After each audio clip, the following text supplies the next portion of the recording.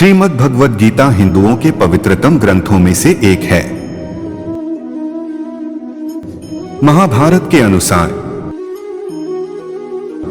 कुरुक्षेत्र युद्ध में भगवान श्री कृष्ण ने गीता का संदेश अर्जुन को सुनाया था। यह महाभारत के भीष्म पर्व के अंतर्गत दिया गया एक उपनिषद है। भगवत गीता में एकेश्वरवाद, कर्म योग, ज्ञान योग, भक्ति योग की बहुत सुंदर ढंग से चर्चा हुई है। अर्जुन बोले, हे महाबाहो, हे अंतर्यामिन, हे वासुदेव, मैं संन्यास और त्याग के तत्व को पृथक पृथक जानना चाहता हूं। श्री भगवान बोले, कितने ही पंडित जन तो काम्य कर्मों के, स्त्री, पुत्र और धन आदि प्रिय वस्तुओं की प्राप्ति के लिए तथा रोग संकट आदि की निवृत्ति के लिए जो यज्ञ, दान, तप और उपासना आदि कर्म किए जाते हैं, उनका नाम काम्य कर्म है। त्याग को संन्यास समझते हैं तथा दूसरे विचार कुशल पुरुष सब कर्मों के फल के त्याग को ईश्वर की भक्ति, देवताओं का पूजन, माता पितादि गुरुजनों की सेवा, यज्ञ, दान और तप तथा वर्णाश्रम के अनुसार आजीविका द्वारा गृहस्थ का निर्वाह एवं शरीर संबंधी खानपान इत्यादि जितने कर्तव्य कर्म हैं, उन सब में इस लोक और परलोक की संपूर्ण कामनाओं के त्याग का नाम सब कर्मों के फल का त्याग है।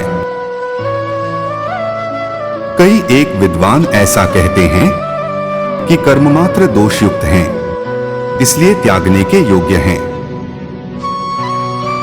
और दूसरे विद्वान यह कहते हैं कि यज्ञ, दान और तपरूप कर्म त्यागने योग्य नहीं हैं। हे पुरुष श्रेष्ठ अर्जुन, संन्यास और त्याग, इन दोनों में से पहले त्याग के विषय में तू मेरा निश्चय सुन, क्योंकि त्याग सात्विक, राजस और तामस भेद से 3 प्रकार का कहा गया है। यज्ञ, दान और तपरूप कर्म त्याग करने के योग्य नहीं है, बल्कि वह तो अवश्य कर्तव्य है, क्योंकि यज्ञ, दान और तप ये तीनों ही कर्म बुद्धिमान पुरुषों को, वह मनुष्य बुद्धिमान है जो फल और आसक्ति को त्याग कर केवल भगवदर्थ कर्म करता है।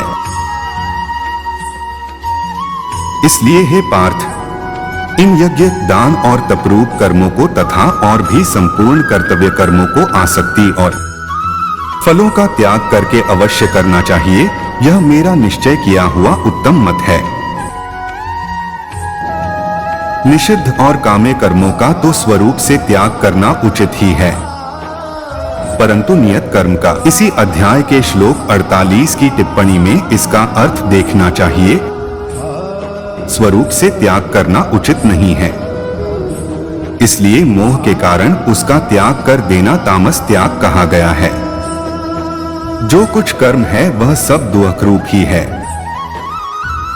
ऐसा समझकर यदि कोई शारीरिक क्लेश के भय से कर्तव्य कर्मों का त्याग कर दे, तो वह ऐसा राजस त्याग करके त्याग के फल को किसी प्रकार भी नहीं पाता। हे अर्जुन, जो शास्त्र विहित कर्म करना कर्तव्य है,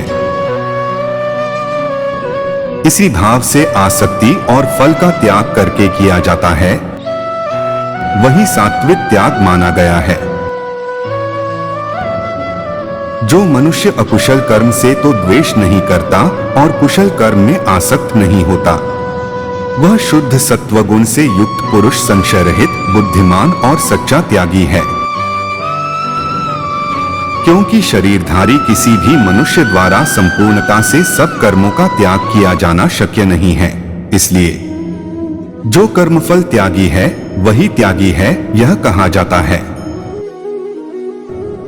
कर्मफल का त्याग न करने वाले मनुष्यों के कर्मों का तो अच्छा, बुरा और मिला हुआ, ऐसे 3 प्रकार का फल मरने के पश्चात अवश्य होता है। किंतु कर्मफल का त्याग कर देने वाले मनुष्यों के कर्मों का फल किसी काल में भी नहीं होता। हे पार्थ, जो बुद्धि प्रवृत्ति मार्ग गृहस्थ में रहते हुए फल और आसक्ति को त्याग कर भगवदर्पण बुद्धि से केवल लोक शिक्षा के लिए राजा जनक की भांति बरतने का नाम प्रवृत्ति मार्ग है। और निवृत्ति मार्ग को देहाभिमान को त्याग कर केवल सच्चिदानंद घन परमात्मा में एक ही भाव स्थित हुए श्री शुकदेव जी और संकादिकों की भांति संसार से उपराम होकर विचरने का नाम निवृत्ति मार्ग है। कर्तव्य और अकर्तव्य को, भय और अभय को तथा बंधन और मोक्ष को यथार्थ जानती है, वह बुद्धि सात्विकी है। हे पार्थ, मनुष्य जिस बुद्धि के द्वारा धर्म और अधर्म को तथा कर्तव्य और अकर्तव्य को भी यथार्थ नहीं जानता, वह बुद्धि राजसी है। हे पार्थ,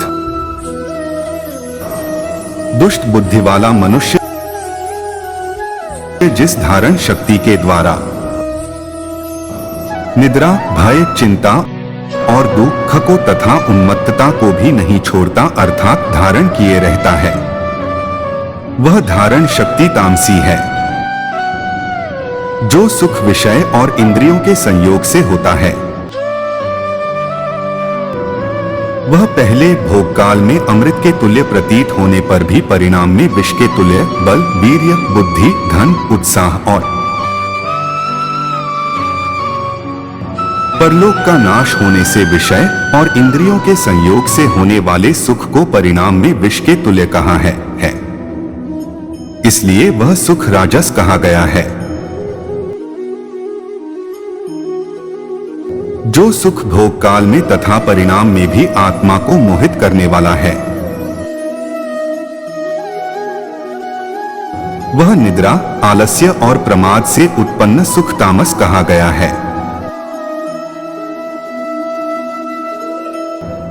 शूरवीरता, तेज, धैर्य, चतुरता और युद्ध में न भागना, दान देना और स्वामिभाव, ये सबके सब ही क्षत्रिय के स्वाभाविक कर्म हैं। अपने अपने स्वाभाविक कर्मों में तत्परता से लगा हुआ मनुष्य भगवत प्राप्ति रूप परम सिद्धि को प्राप्त हो जाता है।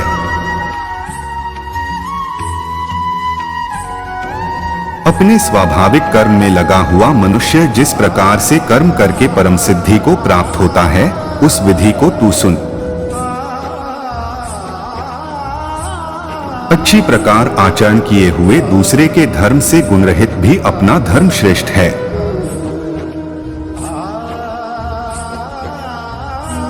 क्योंकि स्वभाव से नियत किए हुए स्वधर्म रूप कर्म को करता हुआ मनुष्य पाप को नहीं प्राप्त होता।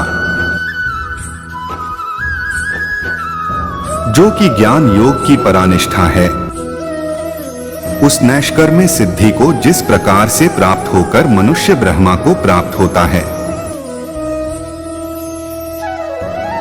उस प्रकार को हे कुंती पुत्र, तू संक्षेप में ही मुझसे समझ।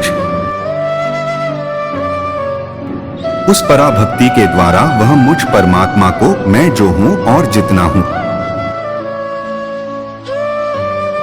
ठीक वैसा का वैसा तत्व से जान लेता है तथा उस भक्ति से मुझको तत्व से जानकर तत्काल ही मुझ में प्रविष्ट हो जाता है।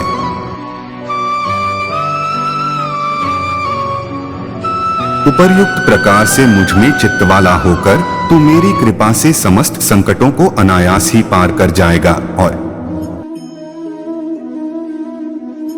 यदि अहंकार के कारण मेरे वचनों को न सुनेगा तो नष्ट हो जाएगा अर्थात परमार्थ से भ्रष्ट हो जाएगा। जो तू अहंकार का आश्रय लेकर यह मान रहा है कि मैं युद्ध नहीं करूंगा, तो तेरा यह निश्चय मिथ्या है, क्योंकि तेरा स्वभाव तुझे जबरदस्ती युद्ध में लगा देगा।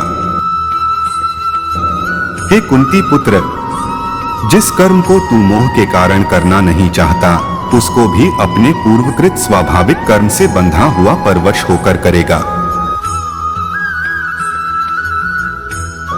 हे अर्जुन, शरीर रूप यंत्र में आरूढ़ हुए संपूर्ण प्राणियों को अंतर्यामी परमेश्वर अपनी माया से उनके कर्मों के अनुसार भ्रमण कराता हुआ सब प्राणियों के हृदय में स्थित है।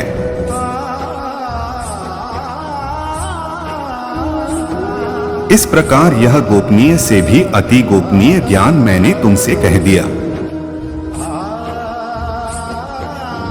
अब तू इस रहस्ययुक्त ज्ञान को पूर्णतया भली भांति विचार कर, जैसे चाहता है वैसे ही कर। संपूर्ण गोपनीयों से अति गोपनीय मेरे परम रहस्ययुक्त वचन को तू फिर भी सुन।